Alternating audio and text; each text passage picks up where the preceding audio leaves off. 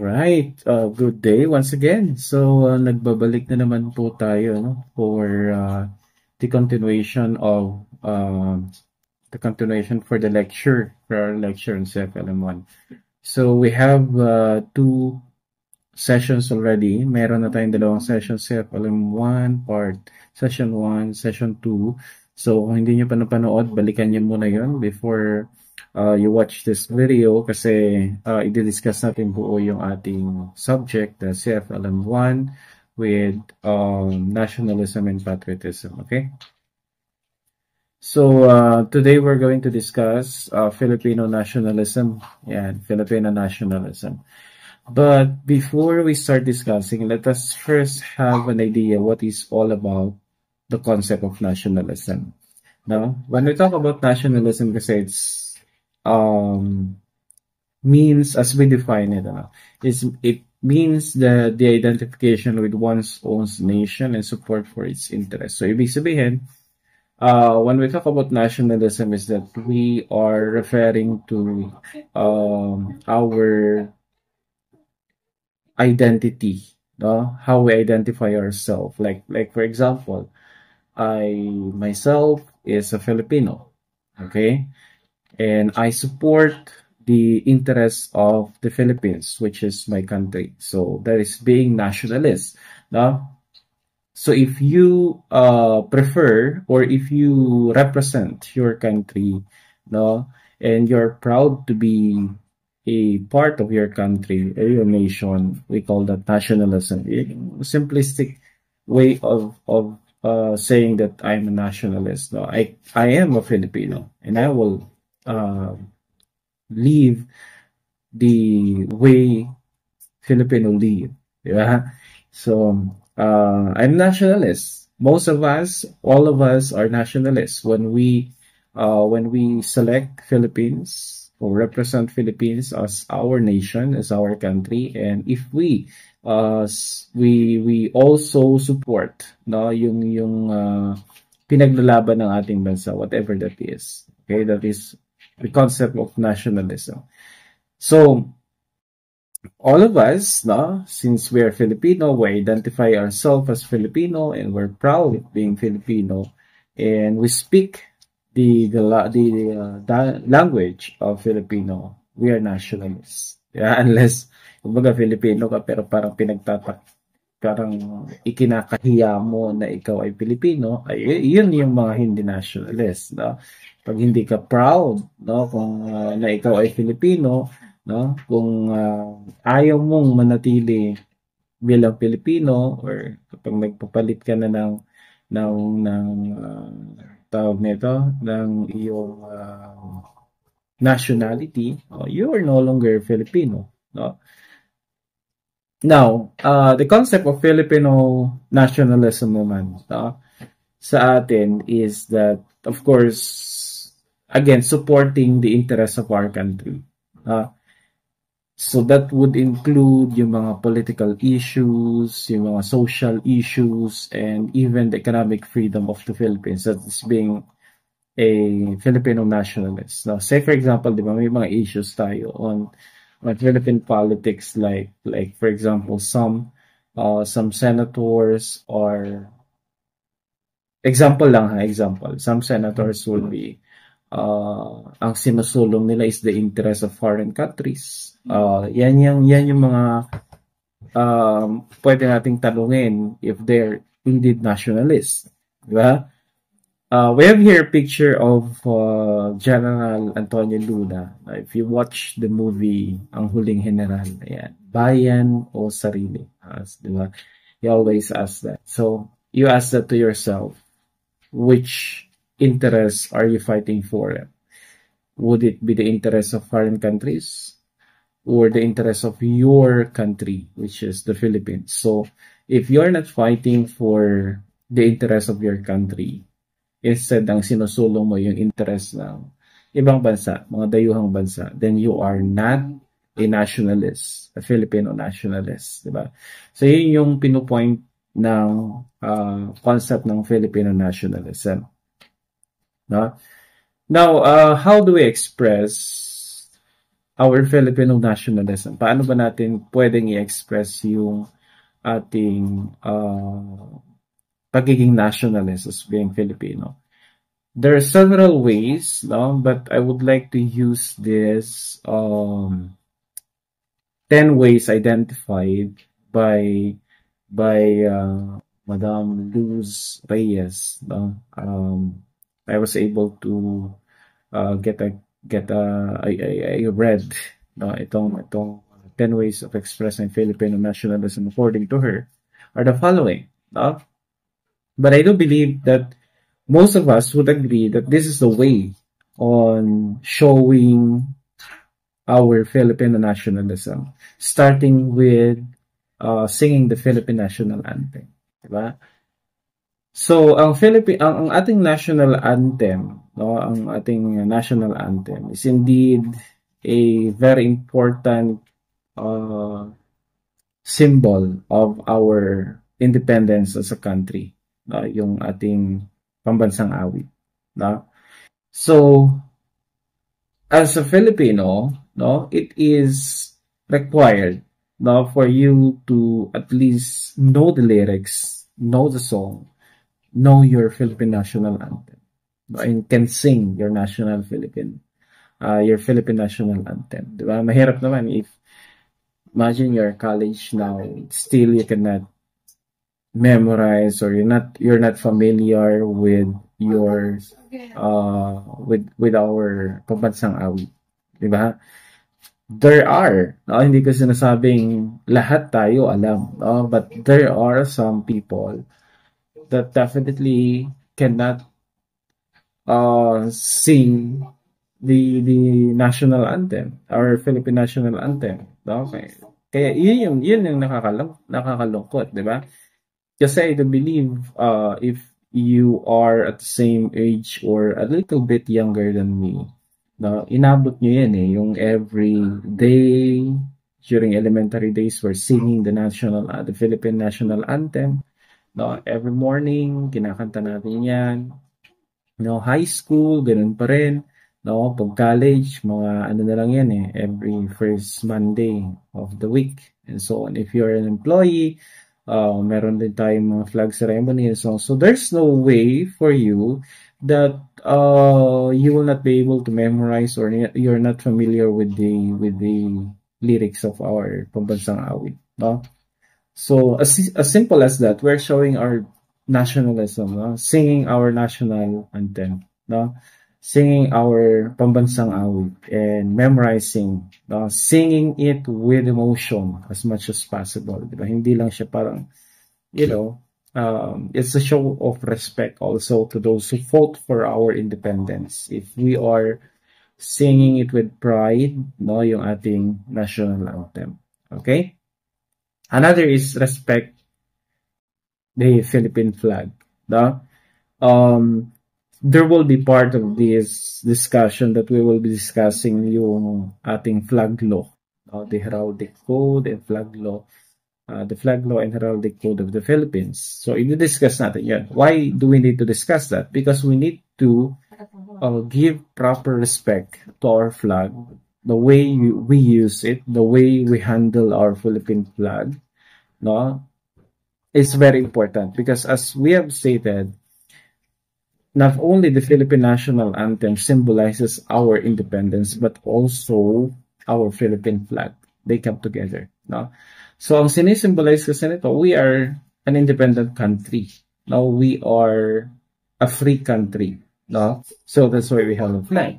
Now, this represents our independence as a country. Therefore, no, when we are handling or dealing, no, with our Philippine flag, we need to give proper respect, no? And there's no better way to give proper respect than obeying the law that we have related to the Philippine flag. Yeah? Kasi nandun lahat yung mga pwede mong gawin, yung mga hindi mo pwedeng gawin sa ating Philippine flag. The way we display the Philippine flag, mayroong proper ways yun, no? So, napakahalaga, no? Because some I don't know when did this happen, but there was a time that some Filipinos is respecting their flag. There's some even during rallies that they're burning the Philippine flag. Diba? Imagine that, no, as a way of protest. So what do you mean by burning the Philippine national the Philippine flag? No? Hindi na ito way of protest eh. It is a betrayal, no, to our independence and a betrayal to those who fought for our independence. Diba? It's not just a disrespect, kumbaga, to our nation, no, but also a disrespect to those who died fighting for our independence. No? Yun yung tandaan natin. No? Pag hindi natin iginalang ang ating Philippine flag, hindi lang natin binalaura yung ating bansa, but also yung mga ninuno natin na nakipaglaban, nagbuwis ng buhay, no? Para ipaglaban yung ating kalayaan. So, that's the meaning of that. So, we really need to show our respect to the Philippine flag. No? It's not just a piece of clothing with colors and so on, but the symbols and the meaning behind it is very important. Okay? We have also speak Filipino correctly. Ano ang sabi ni Jose Rizal? Ang sino mang hindi marunong magmahal sa sariling wika ay higit pa sa amoy ng malansang isda. So when we're using Tagalog, we should speak, we should use Tagalog properly. Diba? Hindi siya yung parang Taglish. O baka sabihin niya, tinitaglish ko. Hindi naman. Taglish is when you put Tagalog in between your sentences that is supposed to be English. Or when you put English words on your sentences when you are speaking a sentence that is Tagalog. Yung kumbaga is in between. Di ba? We could not say that when we talk about speaking Filipino correctly, we should use Tagalog fluently, di ba? As your Filipino professors would want you. Kasi sa totoo naman, mahirap naman. And Tagalog is not the only dialect that is being spoken to in our country. Hindi lang kasi Tagalog eh. No? Like for example sa amin, we are Ilocano. No?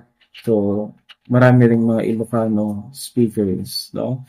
But then, we adjusted ourselves. No? Kasi ang pambansang wika natin ay Tagalog. So, we are using Tagalog also most of the time. But here, no, we use English, we use Tagalog, and we use Ilocano, no? So there's nothing wrong with that as long as hindi mo naman siya kumbaga gawing katawa-tawa, di ba? Kung paano mo siya sabihin, hindi siya magmukhang, or paano mo gamitin yung pambansang wika natin is hindi siya katawa-tawa, no? Okay, so we need to speak Filipino correctly. Buy our products. Do we buy our products? Do we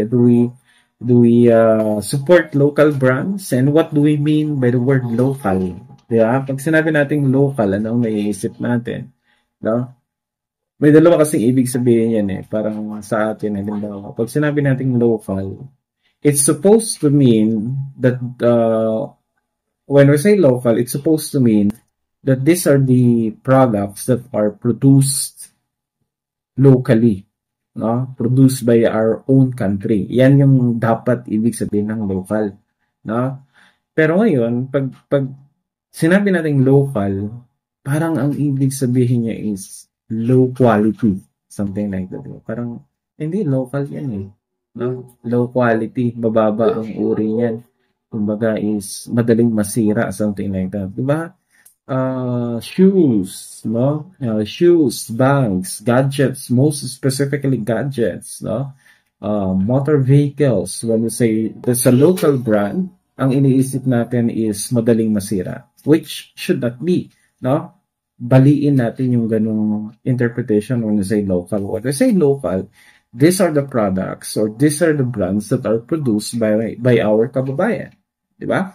They're produced by our kababayan. And we, as Filipino, should support them. Mahirap naman nang nakaka-appreciate minsan ng ating mga products or the foreigners. But our fellow kababayan do not support the local brands. Di ba? So, mas gusto nila yung imported, gusto nila yung galing ibang bansa, yung mga ganong brands ang gusto nila kasi in terms of quality. Pero, the thing here is that when we keep on supporting our local brands, of course, the quality will also be enhanced. May enhance din siya. Kasi the more na nabibili yung product, the more na nagkakaroon ng kita yung producers, and the more na na-improve niya yung brand. No? So yun sana. By supporting our local products, we are also helping them expand and enhance their product. Okay? So we need to start supporting our own products. Okay? Another way of showing or expressing Filipino nationalism is by supporting our artists, celebrities, and athletes. Diba? Yung mga artists natin, mga local artists natin, either that is in singing, dancing, yung mga mga showbiz personalities natin, yung mga artista, we should support them. Athletes, most specifically athletes, di ba? Kilala na natin lahat ng teams sa NBA, yet hindi tayo familiar sa ating mga sa teams ng PBA, ba? Kilala natin yung mga NBA stars, pero hindi natin kilala yung mga PBA stars natin. So that's the sad reality, pagdating sa ating pag-support sa ating mga atleta, sa mga athletes, na kung saan nagpapakita na lang tayo ng support kapag sila ay nanalo na. What about during their hardship, during their struggle, nung nagsusumikap pa lang silang makilala, Kumbaga, kikilalanin ka na lang na Filipino ka if you're an athlete once that you succeeded. Yet, kung hindi ka pa nag-succeed, wala ka pang pangalan, wala kang support. Mali yun, So, we need to start supporting our kababayan when they are representing our country, like athletes and so on. Okay? Next is we also have here, number 6 is be aware of your surroundings or tradition. Okay? Especially those things that symbolizes our nation. Di ba? Meron mga nagbo-viral ngayon pag tinanong mo, sino si ganito? Sino tong bayani nito? Or sinong bayani ang gumawa nito? Whatsoever. So, marami hindi nakakaalam. You're Filipino eh. You are supposed to be knowledgeable with this information. Diba? Kasi Filipino ka. Diba? Dapat alam mo. Okay? So, as in relation to that also with the current events, like ano ba yung mga nangyayari sa bansa natin ngayon, you should be aware. We should be aware since we are Filipino. Kung ano nang nangyayari, baka mamaya is wala kang paki. pero yung buhay-buhay ng favorite mo na sinusuportahan na foreign vlogger, alam mo. O yung nangyayari sa ibang bansa, alam mo. Pero yung nangyayari sa sarili mong bansa, hindi mo alam. So, way of showing nationalism, showing concerns to the interests of your country. Diba? At least familiar tayo. Ano nangyayari sa bansa natin ngayon? Baka mabaya. The worst thing is that hindi mo kilala kung sino ang leaders ninyo, ang inyong national leaders or ang local leaders ninyo. Hindi mo kilala, hindi mo alam kung saang lugar itong ganito. Yan yung mga tinuturo. I still remember elementary days. Pinapamemorize yan lahat sa atin. Ilang region ang meron sa Pilipinas, saan matatagpuan yung ating mga tourist destinations, sino yung mga secretaries ng different agencies of the government, things like that. So, yun yung mga tinuturo nila, no? Which are very important kasi that is showing nationalism also. Okay? And another thing is dream, no? To represent and contribute to the growth of our country. Umambag tayo. Diba? If the American has the so-called American dream, dapat meron din tayong tinatawag na Filipino dream. Ano ba yung gusto natin sa buhay? Or ano ba yung pwede nating i-contribute sa ating bansa para makilala or mai-promote pa natin ang ating bansa. So that is having a plan, no? Having a plan to contribute to the betterment of our country. So hindi lang tayo dapat naghihintay ng ayuda. Di ba? Naghihintay kung kailan magpapamudmud ng libreng bigas or libreng groceries ng ating gobyerno, but we need also to do something to contribute to our country. Diba? Being Filipino. Okay? Be proactive citizen. No? When we say be proactive citizen is that we need to reach out. We need to help. We need to extend our helping hand to our kababayan. Yeah? We're known to be sympathetic. We are known to have empathy towards others. Kilala tayo sa values na yon. Matulungin, bayanihan, and the like. So, we need to show also, no? We need to help also our kababayan in times of need. No? So, being proactive is showing concerns to the welfare of our kababayan. Hindi lang dapat unahin yung sarili nating interest, no? If nakakaluwag-luwag naman tayo, no? We need to help our kababayan. Huwag tayo dun sa negative traits natin like crab mentality, selfishness, and the like. Huwag tayo dun. Dun tayo sa being generous, being we practice the bayanihan, no? We show empathy and the like. So, dun tayo. Okay? Kasi that's the essence of being Filipino. Okay? Another is we have preserve our culture and tradition. Diba? Pinsan kasi sa atin is na-apektuhan na yung ating thinking on the Western influence. Yeah. Say for example, yung mga tradition natin, like pagpag. You're familiar with pagpag. Ano ba yung pagpag? Sabi doon ng mga matatanda, pag galing sa lamay, huwag dumiretso sa bahay. Iligaw mo. No? Dalhin mo sa 7-Eleven, dalhin mo sa McDo, dalhin mo sa Jollibee, doon sila maipon. Okay?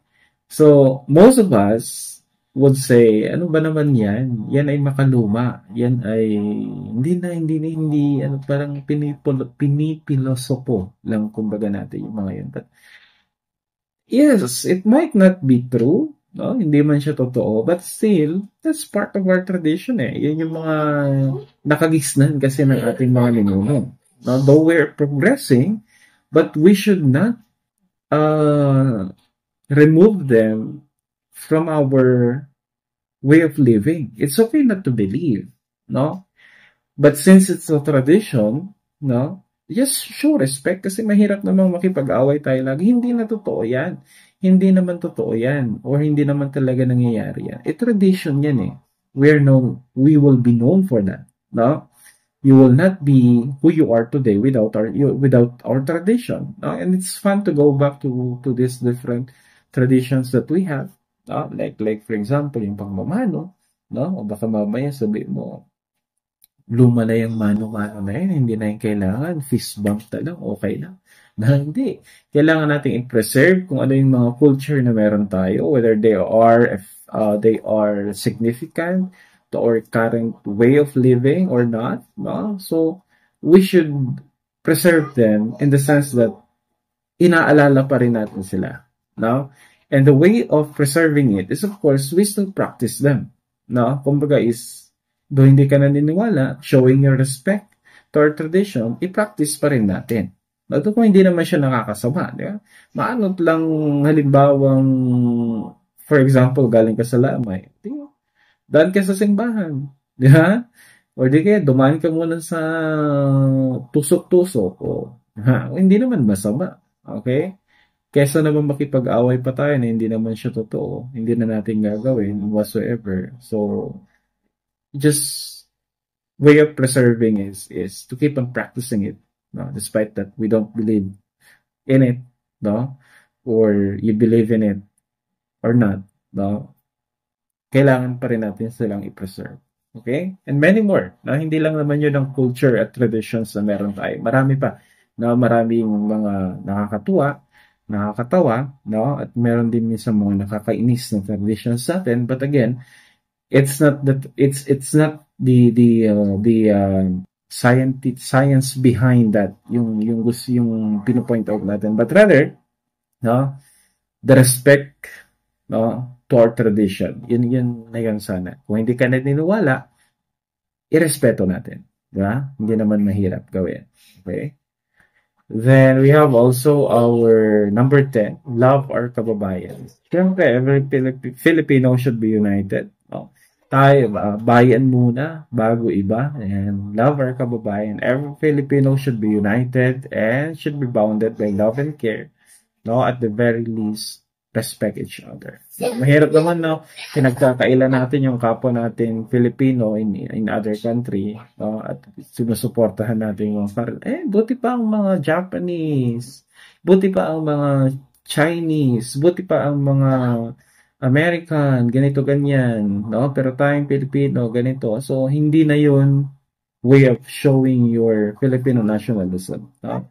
If you're proud, no, of the achievement or accomplishment of other nation, no, but not proud of the accomplishment and achievement of your kababayan, then that is not the best way of showing your Filipino nationalism. Maybe your loyalty or your respect is for foreigners and not to our kababayan, di ba?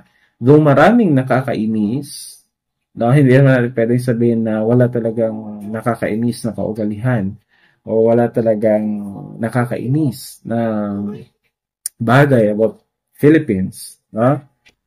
Pero instead of looking at the negative traits that we have, instead of looking at the bad things that our fellow countrymen does, no? We should focus on the good side, and we should focus on tawag nito, promoting, no, the interest of our country before the interest of others. Okay, so those are the 10 ways on how to express our Filipino nationalism, and there's more. Hindi lang naman yun, hindi lang siya about doon, no? Marami pang iba na pwede tayong idagdag dito. If you're going to search or add more onto that, it's feel free to do so.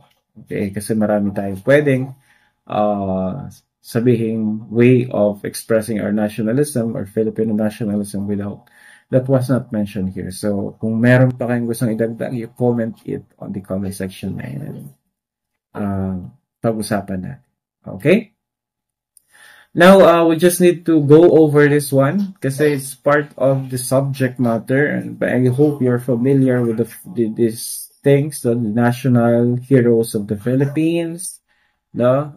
We have, of course, the celebration of the National Heroes Day. All that is part of the subject, you know. Dapat familiar tayo doon sa mga holidays that we have, not just for the sake na walang pasok, but for the sake that these are all part of our country's identity. We have the National Heroes Day. Kailan gusto niya celebrate yan? Last Monday of August. We have also the regular national holiday, no? Known as the Araw ng mga Bayani. That is Araw ng mga Bayani, National Heroes Day. Okay? So, yung mga holidays, please include them in your research. Ano ba yung mga national holidays natin? yung araw ng Kagitingan, the Flag Day, no? Rizal Day, Bonifacio Day, things like that. So you need to be familiar with those because you are Filipino. Okay. The 9 national heroes that we included, we have Dr. Jose Rizal, no? Read about, you're familiar with him kasi you have a subject on Rizal. We have also Andres Bonifacio. You should be familiar also on his contribution. Ano bang kinontribute ni that Andres Bonifacio? No? We have also Emilio Aguinaldo. No? You need to be familiar also with his contribution. Apolinario Mabini. I don't have a picture of Apolinario Mabini, but you're familiar with him. Marcelo H. Del Pilar, no, yung kanyang contribution also to our country. We have also Sultan Kudarat, no, for criminology kasi it's very important to talk about Sultan Kudarat and Lapu-Lapu. They're national heroes too, no, and Juan Luna, no, the brother of Antonio Luna. We have also Melchora Aquino, known as Tandang Sora. Now we have Gabriela Silang, at yung kanyang asawa na si Diego Silang. You need to be familiar also with them, no? And that's it, no? So hindi lang sila, no? Marami pa tayong hindi binanggit, no? Na dapat din nating kilalanin or alalahanin na ating mga bayani. Okay? So you need to be familiar with all the list of the national heroes. So just them, no? Meron din tayong mga war heroes, na yung mga nagbuwis ng buhay, no? Not during the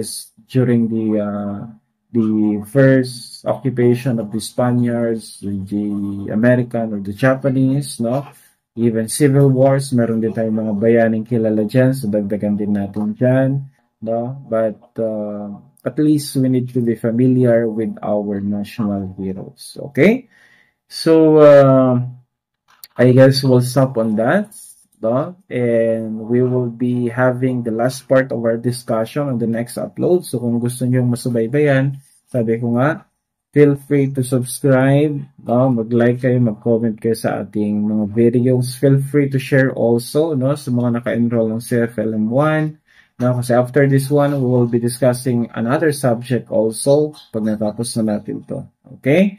So, God bless everybody. I hope I was able to impart my knowledge with regards to this topic that we discussed. And see you on the next video. Bye-bye.